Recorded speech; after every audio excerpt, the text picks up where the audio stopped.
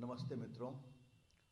मंच पर उपस्थित हमारे प्रदेश के सभी पदाधिकारीगण, राजू झा जी, प्रेम रंजन पटेल जी, अरविंद बाबू, शंभू जी, अन्य सभी मित्रगण, आपसे क्षमा चाहते हैं, लेट से आपको खबर देना पड़ा, लेकिन मामला आवश्यक था।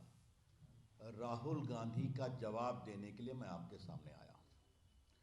जो उनका अभी भाषण हुआ है, तो एक राष्ट्रीय विषय मुझे निर्देश हुआ दिल्ली से कि मैं उनका जवाब पटना से दूं। मैं यहाँ पर चुनाव के लिए आया हुआ हूँ,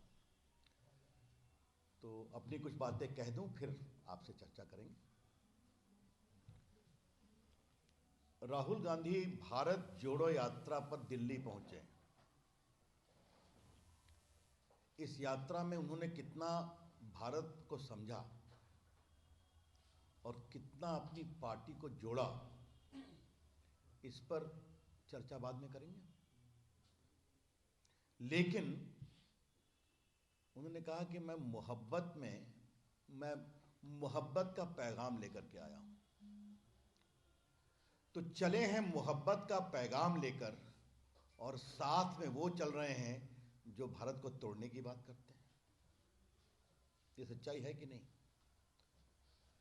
टुकड़े टुकड़े गैंग के सक्रिय सदस्य उनकी यात्रा में विभिन्न जगह चले हैं या नहीं चले हैं, ये भाजपा जानना चाहती है। इन लोगों ने जेएनयू में क्या क्या नारा लगाया था, ये हम सभी जानते हैं। तो देश से नफरत करने वाले लोगों के साथ चलकर आप मोहब्बत का कौन सा पैगाम दे रहे हैं राहुल गांधी, ये हम जानना चाहते हैं। और ये बहुत गंभीर सवाल हम आपके साथ उठाना चाहते हैं।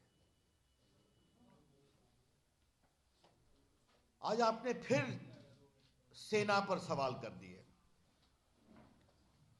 राहुल गांधी जी, कुछ आप भारत को समझते हैं? भाजपा की ओर से हम बहुत गंभीरता से सवाल कर रहे हैं। राहुल गांधी जी, आप भारत की सामरिक सुरक्षा को कुछ समझते हैं? अगर आप चल के आए हैं कन्याकुमारी से, तो हिंदुस्तान कभी सेना के खिलाफ अपमानजनक शब्दों का प्रयोग नहीं करता कि सेना की पिटाई हुई है। क्या 1962 आप भूल गए? पूछ रहे हैं हमसे कि ये जमीन कब वापस आएगी। हम आपसे पूछेंगे, ये जमीन गई कब थी? जब नेहरू जी थे भारत के प्रधानमंत्री ना, उस समय गई थी ना। और आपकी सरकार में सेना के तमाम अस्त्र शस्त्र को खरीदने में कमीशन चलता था कि नहीं चलता था? याद है ना? और याद है कि नहीं कि बहुत से जो मिडिलमैन पकड़ाए हैं, उनके कांग्रेस के बड़े बड़े तत्वों से संबंध भी उजागर हुए हैं। राहुल गांधी, आप भूल गए कि नरेंद्र मोदी के आने के पहले भारत की सेना के पास बुलेट प्रूफ जैकेट नहीं थे। और आज जिस तरह से भारत की सेना के लिए साजो सामान बाहर से भी आए हैं और मेड इन इंडिया भी बने हैं, उसी का परिणाम है कि भारत की सेना बुलंदी से जवाब दे रही है, चाहे वो गलवान हो या तवांग हो। वो सब वीडियो पर आया है और आप बोलते हैं कि भारत की सेना पिटती है। ये कौन सी भाषा का प्रयोग करते हैं? तो सेना के प्रति नफरत और सैन्य अस्त्रों को लेकर तिजारत, ये आपकी पार्टी की राजनीति रही है राहुल गांधी। और आपने याद करिए, आपने राफेल जब खरीदा गया तब भी सवाल किया था, आपने उरी पर भी सवाल किया था, और आपने बालाकोट का भी प्रमाण मांगा था। हमेशा भारत की सेना के शौर्य को कमजोर करने में आपको अंदर से अच्छा लगता है। राहुल गांधी, ठीक है क्या? आज उन्हें एक चीज सुनकर बड़ी हंसी आ गई कि हम चाहते हैं मेड इन इंडिया सामान जाए चीन के खिलाफ कार्रवाई में।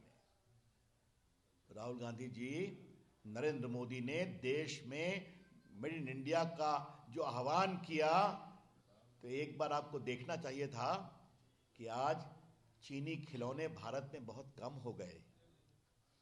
आज मेड इन इंडिया खिलौने देश में कितने लोकप्रिय हैं। आज चीन में दिवाली, चीन की बनी हुई दिवाली की बल्बों की लरी अब अतीत की बात हो गई। ये आप देखते हैं ना। और राहुल गांधी, एक बात मैं आपको बताना चाहता हूं, और मैं आपको इसलिए बता रहा हूं कि आपने मेड इन इंडिया की बात कही, तो मोबाइल मैन्युफैक्चरिंग में भारत और चीन के बाद दुनिया का सबसे टॉप मोबाइल मैन्युफैक्चरर है। और राहुल गांधी, मैं आपको बता दूं कि एप्पल के फोन भी भारत में बनते हैं, लिखा होता है मेड इन इंडिया, जो इंडिया में भी बिकते हैं और बाहर भी जाते हैं। सैमसंग के भी फोन भारत में बन रहे हैं और लिखा होता है मेड इन इंडिया, और भारत में भी बनते हैं और बाहर भी जाते हैं। और राहुल गांधी जी, मैं आपको बता दूं कि मोदी जी के निर्देश में मुझे इस देश के आईटी इलेक्ट्रॉनिक मंत्री बनने का सौभाग्य मिला है। कोरोना काल में हम लोग चीन से एप्पल की 14 फैक्ट्री लाइन उठाकर हिंदुस्तान ले आए थे। ये हम कर रहे हैं मेड इन इंडिया के लिए, और आप हम पर सवाल कर रहे हैं। अरे कभी अपने तो आईने में उठ झांक कर देखते। ये गरीबों का मजाक बनाना आपकी आदत बन गई है क्या? किसने कहा है कि हिंदू धर्म में गरीबों के मारने की बात की गई है? किसी ने तो नहीं कहा है। हाँ, आज हिंदू धर्म की सनातन चेतना को नरेंद्र मोदी आगे बढ़ा रहे हैं कि नहीं? राहुल गांधी, कभी आप विश्वनाथ मंदिर गए हैं काशी में? कितना सुंदर बना है। कभी आप केदारनाथ का दर्शन करने का आपको मन बना है क्या? कभी आप बद्रीनाथ गए हैं क्या? अभी जो उज्जैन में महाकाल का इतना बड़ा पुनरुद्धार सौंदर्य बना है, कभी देखने की कोशिश की है? राहुल गांधी जी, आप सोमनाथ मंदिर पिछली बार कब गए थे? आज आपको याद दिलाना जरूरी है, क्योंकि आपने हिंदू धर्म पर अपनी समझदारी बताया है। तो राहुल गांधी जी, मैं आपको बताना चाहूंगा कि सोमनाथ मंदिर जो तोड़ा गया था मुस्लिम आक्रांताओं के द्वारा, वो जब बना सरदार पटेल राजेंद्र बाबू के प्रयास से, तो भारत के राष्ट्रपति राजेंद्र बाबू जब गए थे उसका उद्घाटन करने, तो आपके नानाजी नेहरू जी ने उनको मना किया था, फिर भी वो गए थे। आज आपको बताना जरूरी है, ये समझाना जरूरी है। इसीलिए आज की सरकार सबका साथ, सबका विकास, सबका विश्वास, सबके प्रयास की सरकार है ना। और राहुल गांधी जी, आप बार बार जो धार्मिक विद्वेष की बात करते हैं, तो आज मुझे आपको कुछ बताना है। एक महान नेता सरदार पटेल, जिसने प्रामाणिकता से आजादी के बाद देश को जोड़ा था, 550 से अधिक रियासतों को भारत में मिलाया था। आपने सरदार पटेल का कभी नाम लिया क्या अपनी यात्रा में? आज उनका ऐतिहासिक दुनिया की सबसे बड़ी मूर्ति बनी है, कभी वहां जाने की भी आपको सुध मिली कि वहां जाके प्रणाम करना चाहिए? कभी नहीं। और आज आप कह रहे हैं कि हम जाएंगे कश्मीर में तिरंगा लहराएंगे। तो राहुल गांधी जी, कश्मीर में तिरंगा लहराने का सौभाग्य कैसे मिल रहा है? 370 हटने के कारण आप वहां जा रहे हैं, वहां शांति है, वहां सद्भाव है, वहां भारत माता की जय लगती है और तिरंगा लहरता है। ये काम भी नरेंद्र मोदी की सरकार ने किया, क्योंकि बंटवारा भी कांग्रेस पार्टी की नीति, धारा 370 भी कांग्रेस पार्टी का कुचक्र, और इसको तोड़ने में, समाप्त करने का साहस हमारे प्रधानमंत्री नरेंद्र मोदी जी और साहसी गृह मंत्री अमित शाह के प्रयास और संसद के द्वारा हुआ है।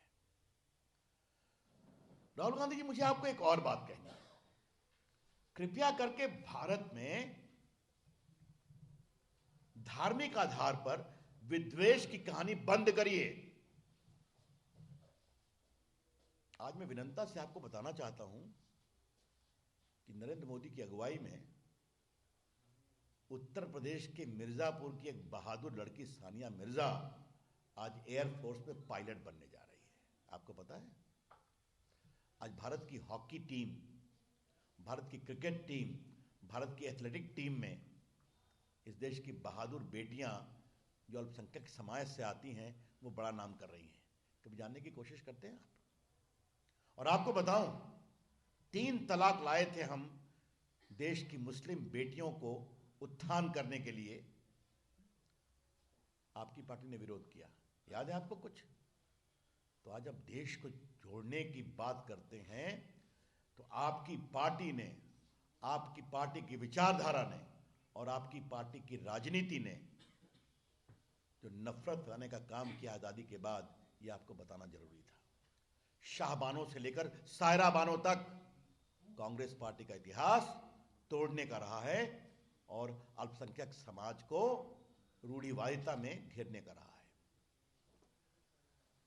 एक मुझे और बात कहनी है कि ये बार बार कुछ व्यावसायिक घरानों को लेकर अपनी राजनीति चमकाना, तो हम उनका नाम तो नहीं लेंगे, लेकिन राहुल गांधी आपसे एक सवाल जरूर करेंगे। आपकी पार्टी की जो सरकार है वहां पर उनके द्वारा काम हो रहा है कि नहीं? ईमानदारी से बता दीजिए आप हमें। और अगर काम हो रहा है तो आपने उनका कॉन्ट्रैक्ट कैंसिल किया क्या? क्या मतलब है? इस झूठे आधार पर देश में क्या बयानबाजी करते हैं। हाँ, हमें याद है कि आपकी सरकार में कैसे क्रोनी कैपिटलिज्म हुआ था, फोन बैंकिंग हुई थी, इसको लोन दो, इसका लोन काटो, याद है ना? ये सब समाप्त हो गया राहुल गांधी ना। तो आपके दोस्तों की अब तिजारत चलती नहीं तो आपको नफरत का पैगाम फैलाने का अवसर मिला है।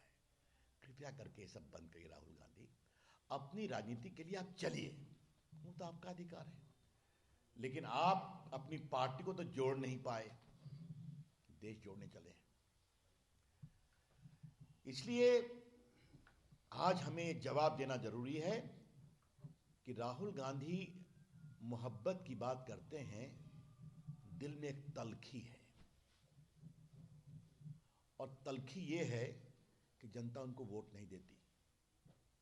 तो मीडिया की भी आलोचना कर रहे हैं, आज तो उन्होंने आप लोग को भी बहुत सुनाया है। तो राहुल गांधी जी, अगर देश की जनता आपको वोट नहीं देती तो हम क्या करें? ये बात हम देश के सामने उठाना चाहते हैं। अभी ना चुनाव हुआ गुजरात में, 27 साल के बाद ऐसी निर्णायक जीत हुई कि कांग्रेस पार्टी औसत 50,000 वोट से आ रही है। आप जीते हिमाचल में, हिलते डुलते जीते आप, वो वहां 85 से वही परंपरा है। आगे 24 में भी हारेंगे बुरी तरह से, क्योंकि राहुल गांधी आप एक बात नहीं समझ पा रहे हैं कि आपकी पूरी सोच खुद नफरत के आधार पर है, जिस नफरत की बुनियाद में है नरेंद्र मोदी के खिलाफ नफरत। और देश की जनता नरेंद्र मोदी को प्यार करती है और सम्मान करती है। यह है आपके दिल की तलखी। तो राहुल जी, मैं आज आपको एक ही बात कहूंगा बहुत विनम्रता से, आप सिर्फ बोलिए ही नहीं प्यार की बात, कुछ अपने दिल में भी प्यार पनपाइए। राजनीति में आलोचना होती है, तलखी का स्थान नहीं होता है। धन्यवाद। एक करके राहुल गांधी ने जो सवाल खड़ा किया कि आप लोग हिंदू मुस्लिम से कब निकलेंगे, भेदभाव की भावना से कब निकलेंगे, जो विचार आप लोगों ने अगर आपने मेरी बात सुनी होगी तो क्या 3 तलाक की भाषा हिंदू मुस्लिम की थी? वो महिलाओं के कल्याण की थी। सानिया मिर्जा मिर्जापुर की अगर आज एयरफोर्स की पायलट बन रही तो हिंदू मुस्लिम की बात, हम सबका साथ सबके विकास की बात करते हैं, ये आप समझने की बात करिए, और ये हम हमेशा करेंगे। आज डायरेक्ट बेनिफिट ट्रांसफर में लाखों करोड़ रुपए गए हैं कि नहीं अकाउंट में? हिंदू में भी गए हैं, मुसलमानों में भी गए हैं। अगर आज 80 करोड़ गरीबों को खाना मिल रहा है तो सबको मिल रहा है, तो हम ऐसे काम करते हैं। बिहारी वाजपेयी के समाधि स्थल पर जाते हैं, क्या मैसेज देना चाह रहे हैं? ऐसा है, उसमें मुझे कोई आपत्ति नहीं, कहीं भी जाए क्या फर्क पड़ता है। तिरंगा झंडा फहराने का क्या आपको लग रहा है, इसका क्या इम्पैक्ट दिखेगा? ऐसा है, सवाल तिरंगा तो सबका है, राहुल गांधी का भी है, रविशंकर का भी है, यहाँ बैठे सबों का, आपका भी है। तिरंगा पर क्या आपत्ति है? लेकिन जहां तिरंगा फहराने जा रहे हैं उस लाल चौक पर तिरंगा फहराने भाजपा के लोग ही गए थे, याद है आपको? और सेना को हम काफी सुरक्षा देना पड़ा था, हम लोग भी गए थे, युवा मोर्चा में काम करते थे। और आज सब लोग जाते हैं, तो ये भारत कश्मीर का माहौल बदला है।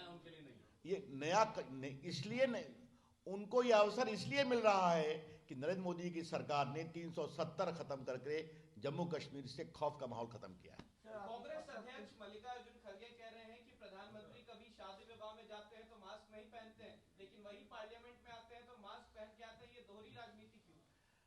अब कांग्रेस पार्टी के राष्ट्रीय अध्यक्ष इतनी हल्की बात करेंगे?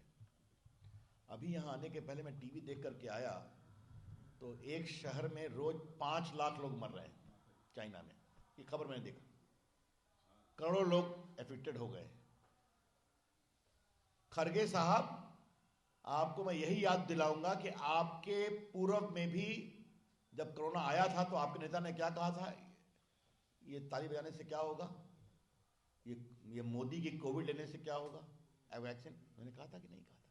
ये गंभीर मामला है, इसको गंभीरता से समझे खड़गे साहब, मैं आपसे आग्रह करूंगा। आप सबका साथ सबका विकास और महिलाओं के सम्मान की बात करते हैं, वहीं बिल्किस बानो के हत्यारों को अत्याचारियों को छोड़ दिया जाता है, उनको सम्मानित भी किया जाता है, उनको स्वागत भी किया जाता है, क्या कहेंगे? सुप्रीम कोर्ट में यह मामला गया था, सुप्रीम कोर्ट के निर्देश पर कार्रवाई हुई और आपको मालूम है कि उनके परिवार ने वहां रिव्यू भी लगाया था, उसको स्वीकार नहीं किया गया।